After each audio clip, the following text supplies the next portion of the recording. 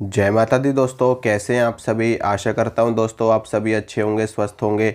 आज मैं आपको एक शाबर मंत्र बताऊंगा और ये मंत्र हनुमान जी का मंत्र है। इस मंत्र के माध्यम से आपको सुरक्षा प्राप्त होती है, यानी कि भूत प्रेत, ऊपरी बाधा, तंत्र बाधा, चुड़ैल, डाकिनी शाकिनी, इन सभी से रक्षा के लिए आप इस मंत्र का उपयोग कर सकते हो।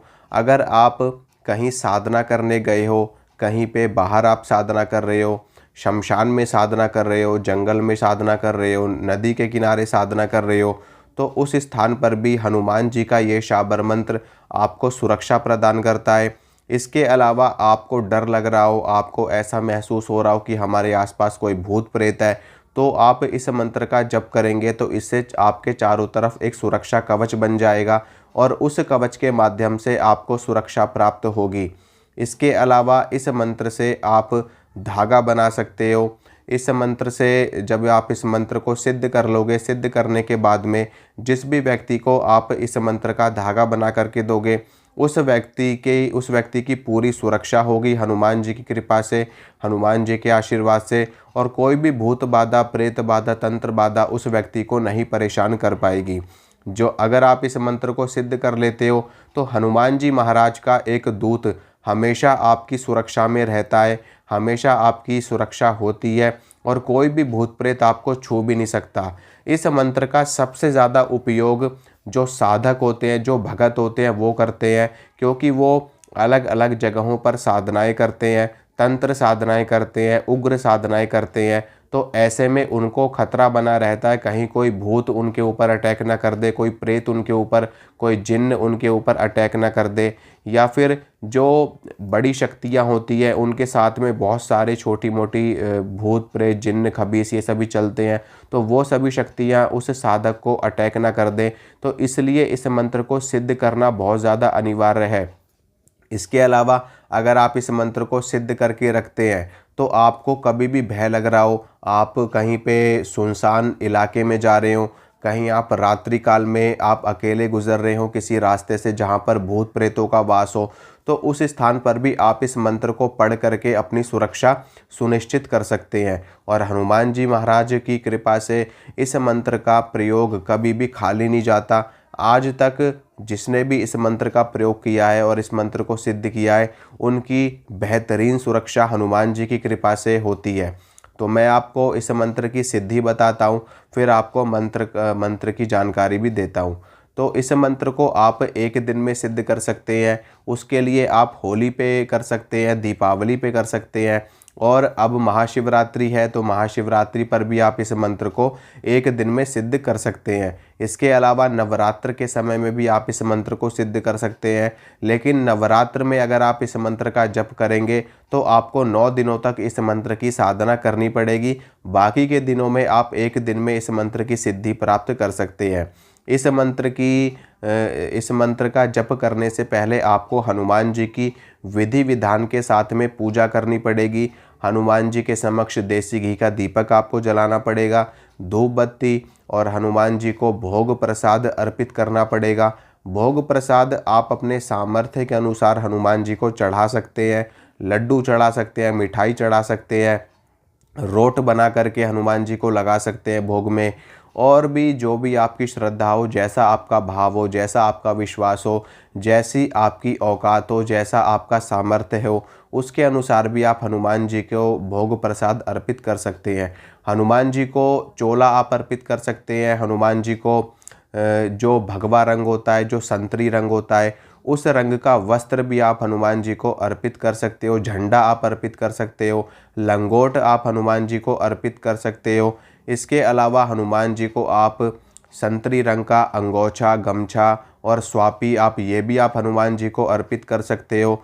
तो ये सभी चीज़ें एडिशनल चीज़ें हैं, अनिवार्य नहीं है इतना।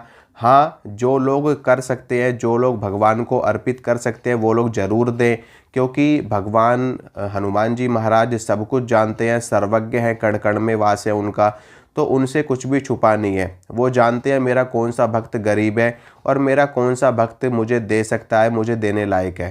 तो पूजा पाठ में, साधना में कंजूसी नहीं करनी चाहिए कभी भी।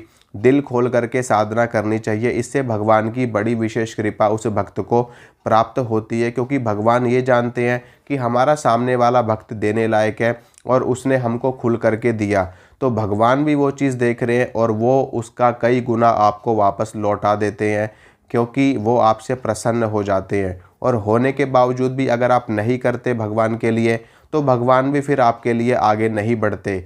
वो ये देखते हैं कि इसके पास इतना सब कुछ है, ये हमारे लिए कुछ नहीं कर रहा, तो ये और किसी के लिए क्या करेगा। तो आप करिए, और जब आप ये सारी पूजा पाठ विधि विधान से कर लेंगे, उसके बाद में सबसे पहले आपको संकल्प करना है कि आप इस मंत्र को सिद्ध क्यों कर रहे हो। संकल्प करने के बाद में आपको भगवान गणेश की पूजा करनी है, क्योंकि भगवान गणेश अग्र पूजा के अधिकारी है। उनकी पूजा के बिना, उनसे आज्ञा लिए बिना, उनको प्रणाम किए बिना ना ही कोई मंत्र सिद्ध होता है, ना ही कोई तंत्र सिद्ध होता है, ना ही कोई यंत्र सिद्ध होता है। तो उनको प्रणाम करना, भगवान श्री राम को प्रणाम करना। और क्योंकि जो मैं आपको मंत्र बताने वाला हूँ ये एक शाबर मंत्र है, और शाबर मंत्रों की रचना भगवान शंकर ने करी है, तो भगवान शंकर को जरूर प्रणाम करना। उसके बाद में फिर आप मंत्र का जाप कर सकते हैं। मंत्र मैं बताता हूँ, इस मंत्र का जाप आप रुद्राक्ष की माला पे कर सकते हो, तुलसी की माला पे कर सकते हो, और लाल चंदन की माला पे भी कर सकते हो। मंत्र सुनिए, मंत्र इस प्रकार है।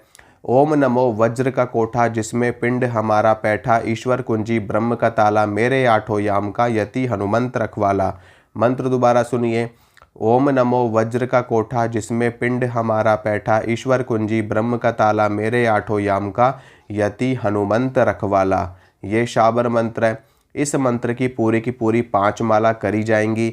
अगर आप शिवरात्रि पे करते हो तो 5 माला करिए, मंत्र सिद्ध। होली पे करोगे तो 5 माला करिए, मंत्र सिद्ध। दिवाली पे कर रहे हो तो 5 माला करिए, मंत्र सिद्ध। नवरात्रों में कर रहे हो तो 9 दिनों तक आपको 5-5 माला करनी पड़ेगी इस मंत्र की, तब आपको इस मंत्र की सिद्धि प्राप्त होगी। इसके बाद में जब मंत्र सिद्ध हो जाए, आप इस मंत्र का कहीं पर भी कभी भी उपयोग कर सकते हैं जहां पर आपको उचित लगे, लेकिन बेवजह हर जगह चलते फिरते ही मंत्र का उपयोग मत करना, क्योंकि भगवान सब देख रहे हैं, भगवान सब जानते हैं। तो जहाँ पर आपको लगे उपयोगी है मंत्र, ज़रूरी है मंत्र का जप करना, पाठ करना, तो आप 11 बार मंत्र पढ़ करके जब आप उपयोग करोगे इस मंत्र को, तो आपको ज़्यादा कुछ नहीं करना, 11 बार मंत्र को बोलना है। 11 बार बोलने के बाद में अपने दोनों हाथों पर आपको फूंक मारनी है, ऐसे करके दोनों हाथों पर आपको फूंक मारनी है, और पूरे शरीर पे अपना हाथ आपको फेर लेना है। इसके अलावा एक दूसरा प्रयोग भी है, आप इस मंत्र को पढ़ करके अपने पूरे शरीर पर भी फूंक मार सकते हो, इससे भी आपकी सुरक्षा सुनिश्चित हो जाएगी। और इसके अलावा अगर आपके पास में जल है तो जल को अभिमंत्रित करिए, इस मंत्र से अभिमंत्रित करिए। ओम नमो वज्र का कोठा जिसमें पिंड हमारा बैठा, ईश्वर कुंजी ब्रह्म का ताला, मेरे आठों याम का यति हनुमंत रखवाला। उस जल पर फूंक मारिए, 11 बार मंत्र को पढ़ना है, जल को फूंक मारिए, फिर वो जल आप थोड़ा सा पी लीजिए और थोड़ा सा अपने ऊपर छिड़क लीजिए, तो इससे भी आपकी सुरक्षा हो जाएगी। तो मंत्र को प्रयोग करने के कई तरीके होते हैं, जो आपको उचित लगे, स्वीटेबल लगे, वो आप तरीका उपयोग में ला सकते हैं। तो इसी के साथ मैं इजाज़त चाहूँगा। अगर आप लोग चैनल पे नए हैं तो चैनल को सब्सक्राइब कर लेना, वीडियो को लाइक करना, वीडियो को शेयर करना। इसी तरह की जानकारी मैं आपको देता रहूँगा। मिलूँगा आप सभी से अगली वीडियो में। जय माता रानी की।